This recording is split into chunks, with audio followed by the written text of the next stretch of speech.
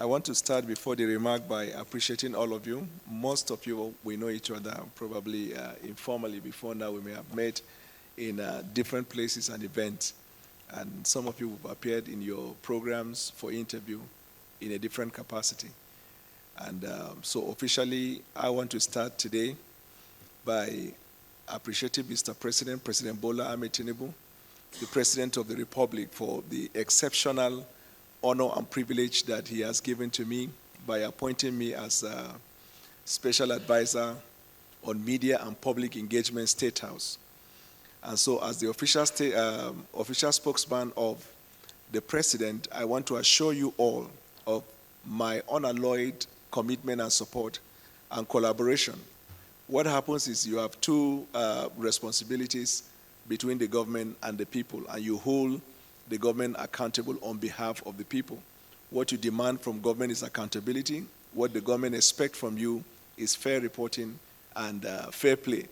And I want to give you my own commitment. I have joined a pool of very wonderful, resourceful media aid of the President, and we work as a team. But I want to guarantee you that if you have any issue that you want to find out, verify, or communicate to the government, I will always be available, to discuss with you. So my appreciation is to the President as a man of courage who has considered me worthy to appoint me as his spokesman, special advisor on media and public communication, and will ensure that in communicating on behalf of the President to the Nigerian people, we do our best in the discharge of our function. We are going to be honest with you. Government is not perfect. Government is a work in progress. What government does consistently is to communicate to the people not just the intention of government, but the effort of government in delivering on the promise to the Nigerian people. So you're going to find in the course of our work, there are times government will come up to you to say, this and this are the efforts we've made in this regard. If it is not perfect, we're improving upon it. The posture of Mr. President from when he took the oath of office to the Nigerian people is that I have undertaken this task. I know the onerous responsibility. I'm committed to it. The box is on my table. All I require from the Nigerian people is patience. This reform we have embarked upon is tough, but it's what we are prepared for. And we are going to put in our best. In the course of the administration, we are going to make sure that we communicate to the Nigerian people what we are doing. And I can readily tell you that the administration has achieved tremendously. If you're looking at it from the point of view of somebody who is neutral, because the nation consists of government, the opposition, and the people. Sometimes in the messaging, focus is made most of the times on the opposition instead of the people. That's why the role of the media, as you all know, is very important, because what you do is you report what is happening and the Nigerian people can judge.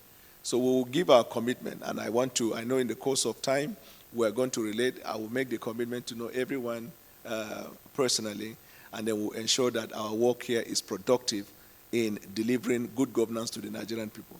And I want to, again, as I close, thank Mr. President for considering me worthy enough to be, asked to undertake this responsibility. And I will give my commitment and my effort in delivering on the promise of Mr. President.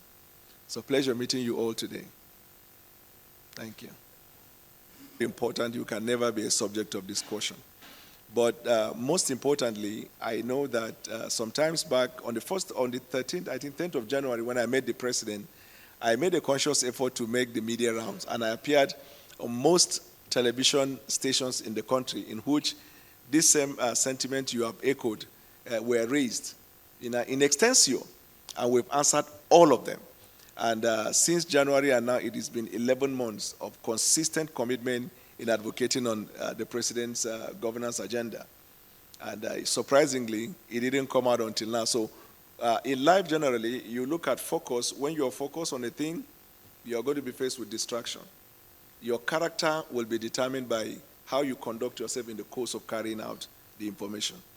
It's about the government, it's about the President, it's about his administration. It's not about Bwala. And because these things have been trashed before, I don't want to feed the negative energy that is obviously sponsored by some element who think that by doing so they are going to gaslight the President. The President is committed, and we are committed to the cause of the President. So I won't feed into that energy. So with the first one, the president has, all of us are servants and aides to the president. Section 5 of the Constitution vests the executive powers of the Federation in the president. And he carries out this duty, if you look at Section 5, either by himself, through the vice president, or the ministers of the government or the federation or agencies. So the president is the team leader. Every other person functions as the president wishes. And the position I have been appointed into, the last person who occupied the position was a spokesman. If you look at the description of my responsibility, special advisor to the president on media and public communication state house. So that is self-explanatory. And regarding the second question that you raised, ordinarily I would not have responded to his issue, because when I was referred to what he said, I immediately contacted the vice president. I will crack jokes about that. I have a very fantastic relationship with the vice president, which even started before the judgment of the court was delivered regarding the matter. The relationship started, or rather became stronger, in the build-up to the emergence of leadership of the National Assembly. And since then, we've been having very good relationship. But I know that the senator in question is having some troubled times. All I can say is that we need to pray for him, for God to guide and help him. But we are focused on the work of the president. It's not about Bwala, it's about the president. Yeah.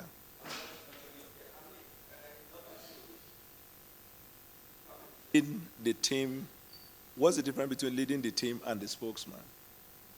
It's in the job description, right? What I can tell you is that, like I said, all of us are servants of the president.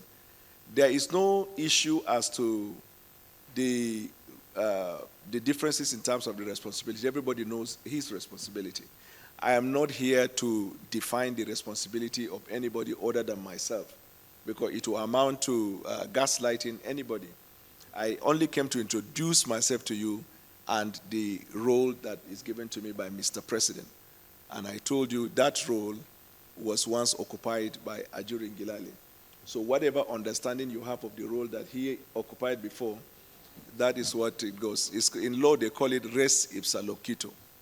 The facts speak for itself. But we're all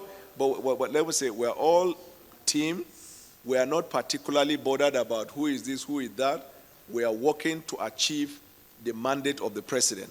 And we are not focused on who is this or who is that.